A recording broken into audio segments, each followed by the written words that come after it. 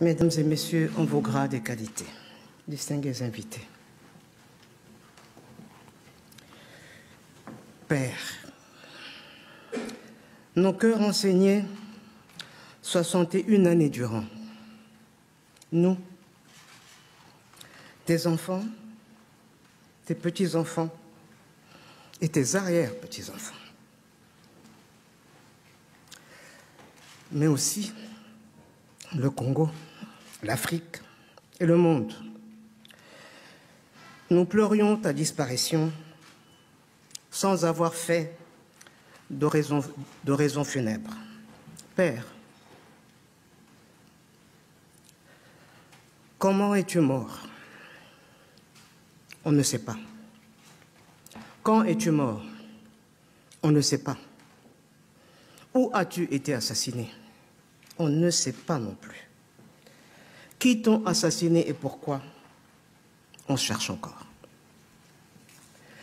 Tout ce que nous savons, Père, c'est que tu as été condamné par tes bourreaux à demeurer un défunt sans inhumation, un corps sans chair ni ossement, une âme en perpétuelle errance, un héros sans panthéon, un objet sépulcral sous séquestre de la justice, sans l'ombre d'une tombe pour le repos éternel, n'ayant qu'une date comme tombeau, le 17 janvier 1961.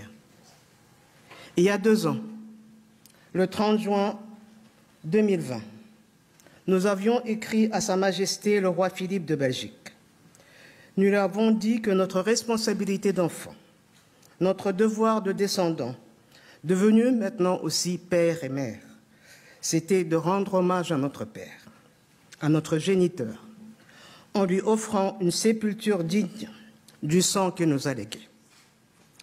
Ce précieux sang qui circule dans nos veines, la réponse du roi, c'est la cérémonie solennelle de ce jour. Au nom de la grande famille Lumumba, éplorée, j'adresse une parole de remerciement et d'infinie gratitude à Sa Majesté le roi Philippe. Il a montré, dans ces tristes conjonctures, un remarquable intérêt affectueux pour notre Père et a manifesté un profond regret pour son abominable sort.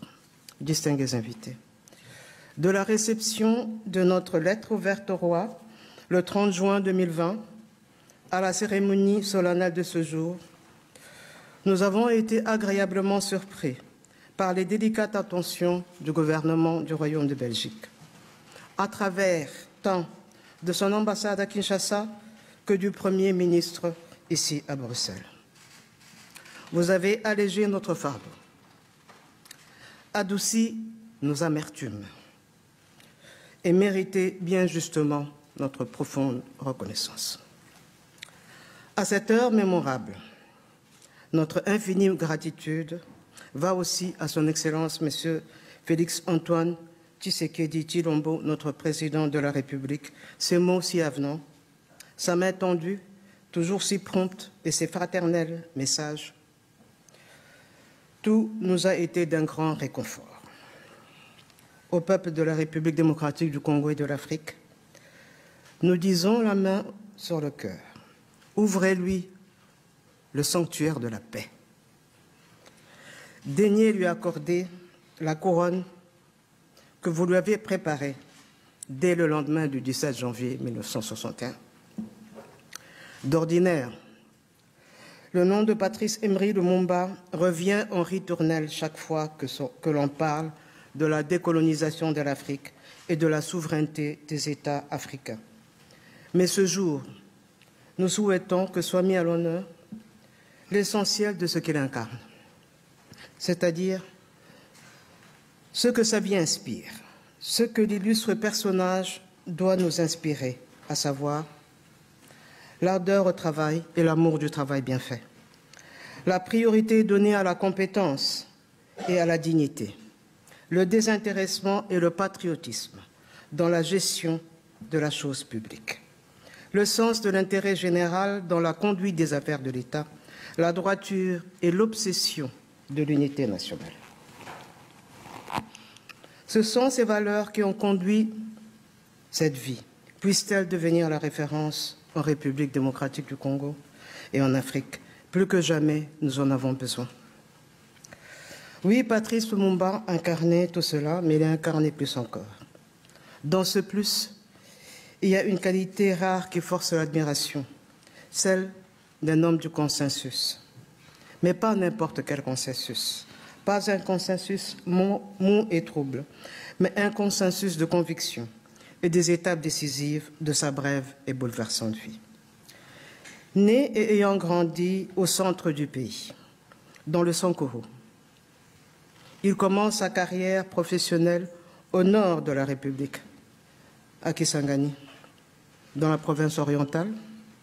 Il fonde à Kinshasa le tout premier mouvement politique pluriethnique et national, le Mouvement national congolais, MNC en sigle. Il devient le premier Premier ministre d'une République démocratique du Congo, une et indivisible. Distingués invités, qu'il me soit permis d'affirmer qu'il n'y aura pas de redressement de notre patrie, le Congo, pour en faire un pays, une nation et un État digne de ce nom, si nous ne nous employons pas énergiquement à restaurer et à replanter ces valeurs, véritables repères qui ont été légués à notre société par celles et ceux qui ont, dès l'aube du 30 juin 60, porté notre destin sur leurs épaules. Et cette restauration passe notamment par l'honneur à leur rendre. À cet effet, le plus bel hommage que nous puissions rendre à Lumumba et à ses compagnons héroïques, Joseph Okito et Maurice Polo, c'est de nous montrer dignes de leur legs.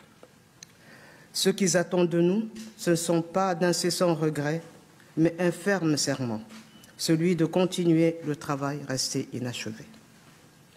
Ce qu'ils attendent encore de nous, ce sont plus de perpétuels sanglots, mais un élan audacieux et volontariste, porté par chacun de nous, et plus particulièrement par les jeunes Congolais. Et cet élan, c'est l'intelligence et la puissante volonté de surmonter nos difficultés, de lutter contre les divisions fratricides, de faire vivre la fraternité nationale au Congo et la fraternité panafricaine en Afrique. Distingués invités, cette cérémonie solennelle ne serait qu'une date parmi d'autres si nous ne retenions pas la leçon qu'elle nous donne. Ce moment d'émotion et de gravité doit ouvrir un moment d'espoir. Il doit apaiser les mémoires blessées, combler le fossé mémoriel qui existe entre nos deux pays, entre nos deux peuples, qui ont tissé entre eux des liens innombrables et profonds. Cet esprit, c'est celui de créer des possibilités de faire ensemble des pas de prospérité partagée et de co-développement, à l'aune d'un climat propice à un nouveau vivre ensemble belgo-congolais. Ce n'est qu'ainsi que nous comprenons le sens de la présence ici aujourd'hui de son Excellence, Monsieur le Premier ministre Jean-Michel Sama Lukonde, venu non seulement pour représenter le Président de la République, mais aussi le peuple congolais dans son ensemble. Nous lui en sommes infiniment reconnaissants. Père,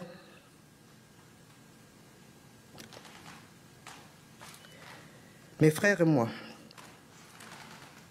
ainsi que nos enfants